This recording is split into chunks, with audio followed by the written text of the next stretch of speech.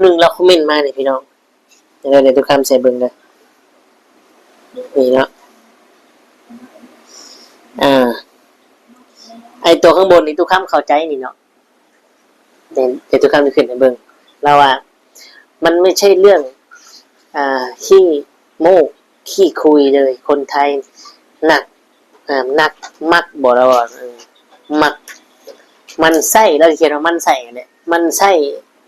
มันมากเลยเนาะก่อยก็เลยว่าแม่นครับบางคนเนาะบอกว่าแต่ว่าคนไทยเนาะคนลาวคนทางไทยหลายคนกะบางทีเบิ่งแล้วกันมันใส่เราได้มันใส่ทุกคนนะเนาะแต่เราก็อวดเก่งอวดดีเรามีของดีแล้วก็อวดไปเนาะแต่คอมเมนต์ตัวสุดท้ายนี้มานี่เนาะเราคอมเมนต์ว่าผมด่านี่คนไทยนะใครอยากลองดีกับคนไทยก็เอาเลยได้ทุกช่องเนี่ยทุกคนมาเข้าใจคอมเมนต์ตัวนี้พี่น้องเนาะคือความหมายที่เขาถ่ายมาเนี่ยเขาว่าเนี่ยคือเรื่องตุก้อนเนาะมันไม่ได้มีเรื่องว่าผมด่านี่คนไทยนะใครอยากลองดีไม่ได้ใครอยากลองดีอย่างทั้งนั้นและคลิปนี้พี่น้องเลยเนาะเล่าโม่หรือบ่โม่เราอะตั้งแต่เลิกกับเมียมานี่คอยขายฮักไม้ฮักยาวคนนี้ได้10 ปลายล้านแล้วอะโมโหว่าเราขายอีกอย่างพี่น้องเราว่าขวดM100เนี่ยล้านกว่า2 ล้านแล้วอะเนาะปาดพี่น้องเลยตัวก่อนเรามีเงินแท้เลยพี่น้องเนาะทุกคนเราขี้โม่นี่อาจจะเมืองเราพิษบอกเลยว่าใดพี่น้องเลยเนาะในคลิปนี้แล้วก็โทรเย้ยกันอีกพี่น้องทั้งนั่งก็โทรเย้ยกันอีกได้เย้ยกันแบบใดเนาะโทรมาเย้ยทุกคนว่าสิเอาเมียเราเราก็เอาแล้วเราอีหานั่นเราอีนั่นทันไหนเราเราพี่น้องเนาะเอาพี่น้องกะFC ทุกคนเนาะที่ติดตามกันบางคนก็คอมเมนต์ว่าโอ้ยบ่สร้างสรรค์คลิปว่ากันเนาะ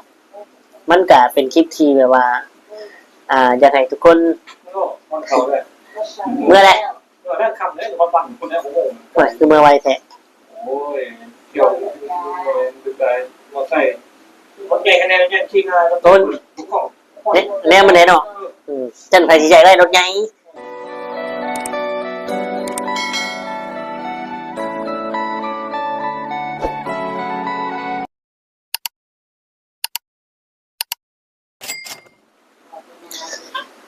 กล่าวทักทายสบายดีและสวัสดี FC เด้อพ่อแม่พี่น้องทุกคนทุกท่านเนาะบ่ว่าสิอยู่ฝั่งไทยฝั่งลาวหรือว่าต่างประเทศก็ยินดีต้อนรับเข้าสู่ช่อง YouTube ตู้คำปันสุขพี่น้องเอ้ยเนาะเอาทักทายกันวันนี้พี่น้องคือเก่าคือเดิมเนาะหลายๆคนก็ได้คอมเมนต์เข้ามาพี่น้องเอ้ยเนาะเรื่องตุกอนที่ว่าตุกคำลงไปหลายๆคนก็คอมเมนต์ว่าตุกอนโอ้ยขี้โม้คือว่าเนาะและคลิปนี้พี่น้องเลยเนาะเล่าโม่หรือบ่โม่เราอะตั้งแต่เลิกกับเมียมานี่คอยขายฮักไม้ฮักยาวคนนี้ได้10 ปลายล้านแล้วอะโมโหว่าเราขายอีกอย่างพี่น้องเราอะขวดM100เนี่ยล้านกว่า2 ล้านแล้วอะเนาะปาดพี่น้องเลยตัวก่อนเรามีเงินแท้เลยพี่น้องเนาะทุกคนเราขี้โม่นี่อาจจะเมืองเราพิษบอกเลยว่าใดพี่น้องเลยเนาะในคลิปนี้แล้วก็โทรเย้ยกันอีกพี่น้องทั้งนั่งก็โทรเย้ยกันอีกได้เย้ยกันแบบใดเนาะโทรมาเย้ยทุกคนว่าสิเอาเมียเราเราก็เอาแล้วเราอีหานั่นเราอีนั่นทันไหนเราเราพี่น้องเนาะเอาพี่น้องกะ FC ทุกคนเนาะที่ติดตามกันบางคนก็คอมเมนต์ว่าโอ้ยบ่สร้างสรรค์คลิปว่ากันเนาะมันก็เป็นคลิปที่แบบว่าอยากให้ทุกคนเมื่อไรคือเมื่อไวแท้โอ้ยเกี่ยวดูใจว่าใส่คนใหญ่คะแนนยังชิงต้นแน่มันแน่เนาะจันไผสิใจได้รถใหญ่คนน้อยชิงไปงานดูเพื่อนนั่นลงมาจะกระตายแล้วนะมอไซค์เนาะโอ้เนี่ยเดี๋ยวทำเนาะมีลูกลางเรียนมอยรถใหญ่มามีถุงหลอกถุงลมนี่ป้องกันแน่ชนประจันเนาะทำดีรถเราทำดีเหรอโอ้เนี่ยมันแน่โอเคโชคดีในว่ากันไหมเดี๋ยวไงเนาะนะครับเรา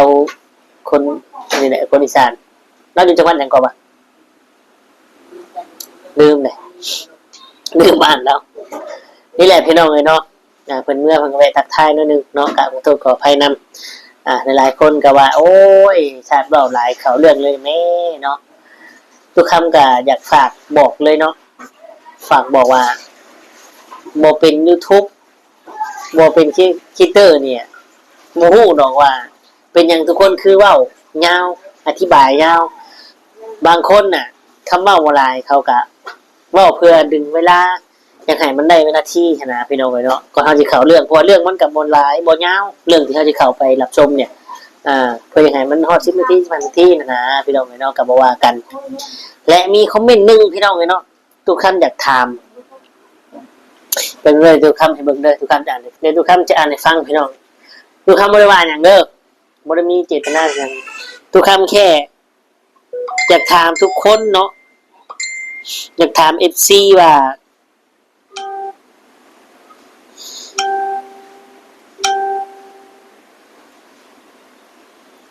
อยากถาม FC ว่านอนปุ๊บแล้วเนาะกายเข้าก็เลยจะตอบไว้คือจังซี่เนาะทุกคำบ่ได้มีหยังมี FC ผู้หนึงเราคอมเมนต์มานี่พี่น้องเดี๋ยวทุกคำใส่เบิ่งเด้อนี่เนาะไอตัวข้างบนนี่ทุกคำเข้าใจนี่เนาะเดี๋ยวทุกคำจะขึ้นให้เบิ่งเราว่ามันไม่ใช่เรื่องขี้โม้ขี้คุยเลยคนไทยหนักมักบอกเราว่ามักมันไส้เราเขียนว่ามันไส้เนี่ยมันไส้มันมากเลยเนาะก่อยก็เลยว่าแม่นครับบางคนเนาะบอกว่าแต่ว่าคนไทยเนาะคนลาวคนทางไทยหลายคนกะบางทีเบิ่งแล้วกะมันใส่แล้วได้มันใส่ทุกคนเนาะแต่เราก็อวดเก่งอวดดีเรามีของดีแล้วก็อวดไปเนาะแต่คอมเมนต์ตัวสุดท้ายนี้มานี่เนาะเราคอมเมนต์ว่าผมด่านี่คนไทยนะใครอยากลองดีกับคนไทยก็เอาเลยได้ทุกช่องเนี่ยทุกคนบ่เข้าใจคอมเมนต์ตัวนี้พี่น้องเนาะคือความหมายที่เฮาถ่ายมาเนี่ยเฮาเว้านี่คือเรื่องตุก้อนเนาะมันบ่ได้มีเรื่องว่าผมด่านี่คนไทยนะใครอยากลองดีบ่มีใครอยากลองดีอีหยังทั้งนั้นเนาะบ่ว่าเจ้าสิเป็นลุงเป็นป้าเป็นน้าเป็นอาวเป็นอ้ายเป็นรุ่นพี่รุ่นหยังค่อยก็ค่อยบอกได้ว่าบ่ได้มีเจตนาที่ว่าอยากลองดีอีหยังทั้งนั้นเนาะค่อยก็เป็น YouTube ช่องน้อยๆเนาะที่ตามกระแสตามเรื่องที่มันเป็นกระแสเป็นยอดวิวนั่นแหละแล้วก็บ่อยากลองดีอีหยังทั้งนั้นเนาะเพราะว่าค่อยเนี่ยก็บ่ได้ว่าค่อยก็บ่ได้ขี้โม้คือก่อนเนาะค่อยก็อยู่ประเทศไทยมาเนี่ยตั้งแต่อายุ8-9 ขวบเนาะค่อยเนี่ยเกิดอยู่ประเทศลาวได้สัญชาติลาวแต่ค่อยมาได้วิชาความรู้และเจริญเติบโตอยู่ประเทศไทยเนาะร้องเพลงชาติไทยได้เขียนภาษาไทยได้อ่านได้เขียนออกเบิดเนาะตอนค่อยเข้าโรงเรียนค่อยเข้าเรียนแต่ว่าค่อยบ่ได้สิทธิ์เหมือนคนไทยแค่นั้นเองเนาะและทุกคนตามที่เห็นข่าวเห็นยังว่าคืออันนี้ก็บ่ได้ว่าเนาะแค่คำบอกถึงนะแค่เห็นบ่ข่าวที่ว่าต่างดาวคืออย่างพี่เต้เพิ่นออกตรงนี้เนาะว่าใครท่องต่างดาวท่องผลักดันไปคลอดอยู่บ้านถ้าคลอดอยู่ไทยแล้วเดี๋ยวสิได้ชิปอีหยังทุกคำเนี่ยบอกเลยเนาะบ่ได้พี่น้องเพราะว่าเจ้าบ่เป็นคนไทยเนาะถามทุกคำนี่เนาะทุกคำผ่านมาหมดแหละพี่น้องบ่มีได้ชิปอีหยังเลยได้แต่เข้าโรงพยาบาลหรือได้ลูกอยู่โรงพยาบาลเนี่ยเขาเฮ็ดใบรับรองแจ้งเกิดให้ว่าเกิดที่โรงพยาบาลนี้และเจ้าก็บ่ได้ออกจากโรงพยาบาลได้ง่ายๆถ้าเจ้าบ่มีนายจ้างหรือบ่มีไผมายืนยันตัวตนเพราะเจ้าบ่แม่นคนไทยเนาะทุกคำผ่านมาแล้วจุดนั้นแต่ตอนนั้นทุกคำเฮ็ดงานได้สมรักนี่แหละพี่น้องเนาะกับมีนายจ้างอะไรเนาะนายจ้างมาเซ็นออกให้เพิ่นก็ถามว่าเจ้าเป็นคุณเป็นอะไรกับคนไข้ไม่ได้เป็นอะไรครับเป็นนายจ้างเขาเป็นลูกน้องผมเขาอยู่ไหนเขาอยู่กับผมเขามีบัตรแรงงานเนี่ยเพิ่นก็เซ็นให้รับรองเซ็นซื่อแต่บ่ได้สิทธิ์อีหยังเจ้ามีใบเกิดแล้วเจ้าก็เมื่อแจ้งเกิดอยู่บ้านเจ้าเนาะ เจ้าอย่าเข้าใจผิดพอแล้วก็ยาวเดี๋ยว FC สิให้พี่น้อง เอานี่แหละเนาะกับคอมเมนต์นี่ก็โอเคตามนั่นแหละถือว่าเข้าใจกันเนาะบ่มีใครอยากลองดี กับพี่น้องคนไทยทั้งนั้นพี่น้องเนาะโดยเราว่าทุกช่องได้ทุกช่องแล้วว่าเนาะคือความหมายนี่ทุกคำเข้าใจนะว่าแล้วหมายถึงอหย่าง ช่วยตอบทุกคำหมายหน่อยเด้อเนาะเอาโอเคว่าหลายเนาะไปเบิ่งไปชมคลิปของตูกอนกันเลยพี่น้องเลยเนาะว่าเพิ่น โทรหาบาทนี่เนาะ ก็ยังไง ไปใช้ เนาะ คือไปใช้โอ้แม่นแม่นบอกไปใช้ตัวไทยได้โคไซผู้ใช้บ่แม่นฟังเบิ่งนี่ผู้ใช้โอ้ห้ามช้ำเนาะมันหนักครับมันบ่ทันได้อันนั้นของมันนั่นชุบเข้ามาเถิงโคความปาโทรศัพท์ล่ะเด้นั่นคือมันปาโทรศัพท์เนี่ยก็มีก็บ่ได้ดอก ฮัลโหลสบายดี เจ้าผู้ใช้เนาะนี่เนาะขอโทษเด้อ ตัวพี่แล้วเมืองวิลาบุรี บ่คือหัวขักแท้โอ้ยอันต้องการยังเนาะนี่เนาะ โอกาสนี้เจ้าก้าแล้วผมมีใจอยู่บนภูเขานะ บ้านใดก็ แล้วภูเขาได้พี่เจ้าก้าเลยบอก ป้าเลยไดฮะ ไม่เอาเนอะ เอานะแม่ วางแท้บ่ เอาแล้วคอยบ่ได้แหกเขี้ยวกับเจ้าได้เอาโลดไอ้ทองอ่ะได เอาโลดอีทองนั่นอีกเอา โทษแล้ว เอาไปมันวิทย์อยากมันแน่มันทุกข์แต่ไอ้ทองอ่ะ ไม่เอาดิเด้อ นะ เจ้าก้าไม่เอาดิ เอาแล้วแหละป้าแล้วมันสิไปห่วงอยู่เฮ้ยเว้า งานว่าจะมาเจ้า เจ้า ยังไม่ได้ไปห่างเฉยยันมันทันแล้วแต่มัน บ่เห็นกระยาให้เอาโลดกับมันนั่นเจ้าอยู่เมืองวิลาบ่เจ้าอยู่วิลาบ่ อยู่วิลาไอ้ แม่นแล้วมันก็ใกล้กับมันแล้วเอาโลดหิมะป้อนทุกขักแท้ๆได้สมบูรณ์แท้ๆได้ อันนี้ข้อดีของดีนะ เอาปันยังไงเด้อปันคอยปันของดีให้เจ้าหน่อยมันพวกเจ้าอยู่ไหน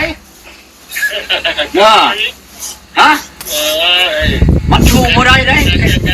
ฉันได้มันชิดไฟฟ้าคอยทองนั่นจนแม่มันว่าให้แม่มันขอน้องคอยอันคืนฉามมันว่าให้แม่มันเอามันรับได้แต่ช้องมันว่ะไอ้วังหัวลังวังเลยมันเอามันว่ะเข็มช้ำมันกับอะไรมันตัวนายแม่มันมาเอาคอยโอ้ยชี้เอาหอมไปจัง อันนี้ดีเด้อของดีเด้อ ได้เจ้าถามมันจะก่อนได้เด้อเจ้าเจ้าไอ้ทองน่ะเด้อเจ้ามาเนี่ยคอยหุ่นแห้งคือตู้ก้อนนั่นเจ้าชีบุฟ้าคอยบอกเจ้าชีบุตัวนี้คือตู้ก้อนว่าวันนี้เช้าก่อนเด้อเจ้าจังมาเอาเด้อเจ้าหน่อยบัดบ้าเอาน้ำคอยอะไรเจ้าเชียร์เงินล่าได้ตอนนั้นคอยกระเชียร์15-16 ล้านถุนน้ำมันนั่นนี่นั่นดอก เดี๋ยวยังไปที่นั่งเด้อ นะนั่นที่บอก เดี๋ยวฮอต4 นาทีใช่ไหมเนาะ เนี่ยจะขึ้นตรงนั้นเลยอันเด้อจับชามมือเนี่ย กิน เดือด เลย แห้ นะ งหมดจาก ว้ายมันเดือดได้ข่อยว่าก็ข่อยผู้ยังผู้ยิงพี่ชาวข่อยยังข่อยแก้มแรงแก้มง่ายแก้มเงินแก้มคำลำไม่ได้ในหลายปันใดจะคือว่าเอาขับแค่ เอาเมียแต่ละคนเจ้าเคยขอเงินคนบ่มาแต่ง ว่าแต่น้องชายคนผมไปทำกันนี่คือกินนี่คารถเป็นหมอไปโรงพยาบาลช่องมือนี่เบิ้ลชามลาดแต่ข่อยเบิ้ลน้ำคนผมไปน้ำข่อยนะไปว่าไฟแล้วนั่นแต่เอาลงไปเนาะแม่ว่าลงไปทางกะโหลกใช่ไหมเที่ยวนั่งช่องชำลาดข่อยให้เขา ปากคุ เจ้า ณ บุกคอพระเอกมาแต่งเมียแต่ละค ชื่อน ว่าทุกคน ข่อยบ่ได้ขอไปเงินในถุงข่อยนี่ บ่ได้เดือดร้อนพระเอก โอ้ย เจ้าเอาเมียหลายคนกับบ่ได้ไปเปลี่ยนแปลงพระเอก บ่ได้ว่าน้องข่อยสิมาช่วยเท่านั้น100เท่านี้พันเช่าโล เพราะฉะนั้น นี่จะของน้ำข่อยนี่ เพราะฉะนั้นบ่ต้องเบียดเบียนกัน เนาะปัจจุบันไม่เบียดเบียนนิชาคนฉันกันของมันหญิงอย่างเมียงในนามขานะที่ไม่ได้ชากับยังเดียวกันเราคนผู้หรือควายเราที่นายอันนี้นะจะไม่ชาค่อยแก้มแรงแก้มง่ายแก้มเข่าน้ำความกินอยู่ในครอบครัวของเรามีอย่างแน่โอ้ยอย่าว่าจะเอ้ยกระตามน้องกระยาคือกันกระมอนี่ว่าเนี่ยเอ้ยเจ้าคอยว่าอะไรกระเบื้อยเจ้า ว้าวมาโน่นมาหาข่อยนี่เพราะไหมกับไหมรถที่กันข่อยว่าอย่าง กันมีนะเจ้าว่าพิษ เอาแล้วกันคือเจ้ามาถามบ่พ่อใหญ่เจ้าว่าเจ้าบ่นอนนำมันผู้หญิงมาจับเขาจังหวะจังแรงนี่อ้าวจังนอนจังบ่นอนแล้วคือหนึ่งจิตเถื่อไปเถื่อคนก็ว่าแล้วกันอย่างนี้กับข่อยคิดเลยนะบ่บ่ให้ข่อยว่าอันนี้คือกันเลยข่อยเห็นจังเถื่อข่อยเห็นบ่เล่าจังนี้เอ้ยเจ้าน้องเจ้านะว่าพ่อรู้นะข่อยบ่ได้ไปสิขีดขัดว่า แม่แต่แล้วนึงลุงเลยเมียผู้ที่เจ้าไปในเขาปฏิเสธจะคนว่าเจ้าบ่เห็นหยังเนาะ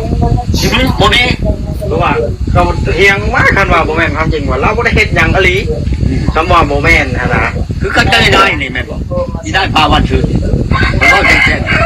เช็คมุดหรอกมุดลูกไปแล้ววันนี้จนไปหาลงไปนี่นะลงไปนี่ชิมพาไปทำลงกันในบ้านหอยเมานี่พาไปมองพวนนี่คนเชียร์50,000คนมันแต่ใจอัน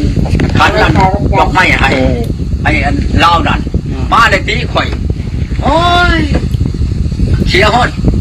เชียร์50,000กันข่อยไปไม่ว่ากันต้องไปละ20,000ถ้าบ่ได้ฉะนั้นค่ะข่อยบ่ให้ช่างข่อยบ่เอาช่างเอาใหม่ก็แม่แล้วตัวบ่ได้เป็นหยังตัวว่าตัวเป็นนั่นเป็นนี่บ่อยากให้ผัวนอนนำนั้นป้าโธ่ข่อยก็บ่นอนข่อยก็บ่ใกล้เมียเป็นในนั้น ยากจังเนาะ เอาแล้วทุกอย่างมันยังเมียบ่อยใกล้แล้วครับก็แล้วไปเว้ากับข่อยป้าโธ่ตายแต่ยังพี่ป้าข่อยนั่นป้ากับป้าข่อยไปสิพ้นทุกข์ก็ยังนอนหน้าข่อยยังบ่จูให้ปานนี้ก็ว่านั้นเมียนี่ไปเอาไปชาหาให้เนี่ยนั่นไปเอาไปชาชิดให้โยกกะสิบ่อยากป้านั้นป้าก็กะสิน้ำเมาอันนี้จะไปตายจะก็ไปได้ถ้าไปนับนั่งคือเก่าเนี่ยเชียร์ก็เชียร์เลยเงินนั่นยามหอมจัง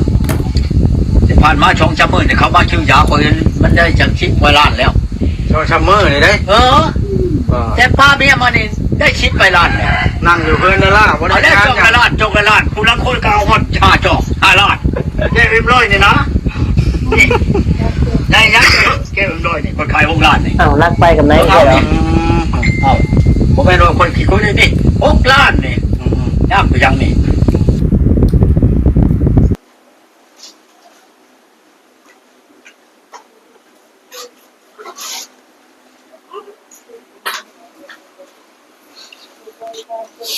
โอเคพี่น้องเลยเนาะ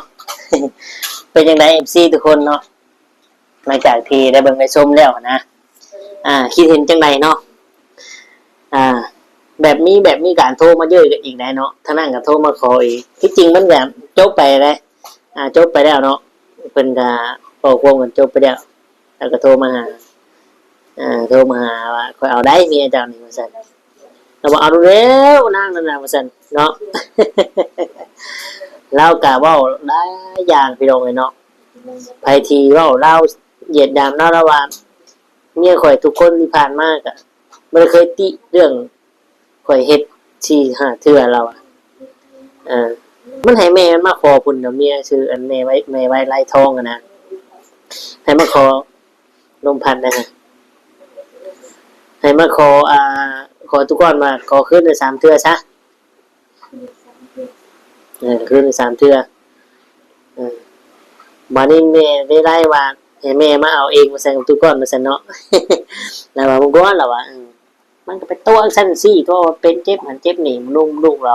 ยันผัวเฮ็ดแล้วว่าน้องพี่น้องเอาก็โอเคประมาณนี้ทุกคนคิดเอาเนาะว่าเป็นจังได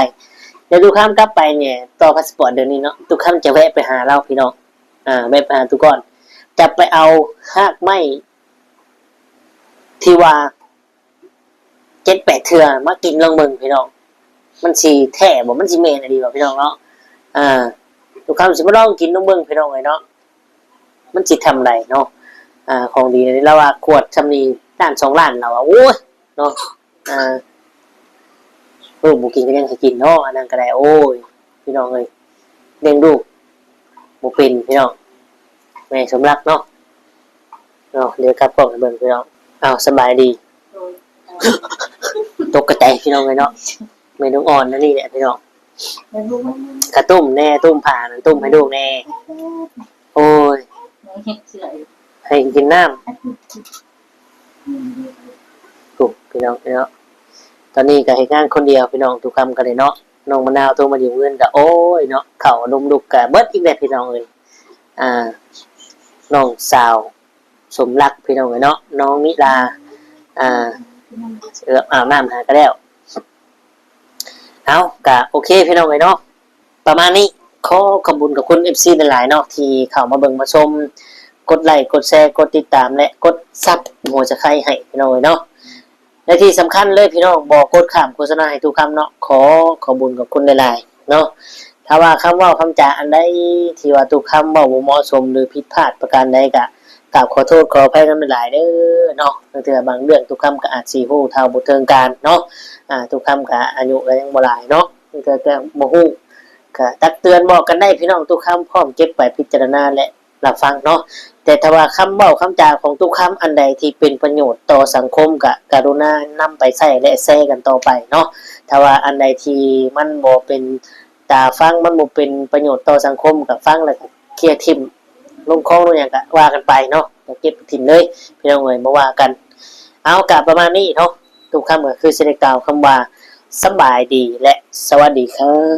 บ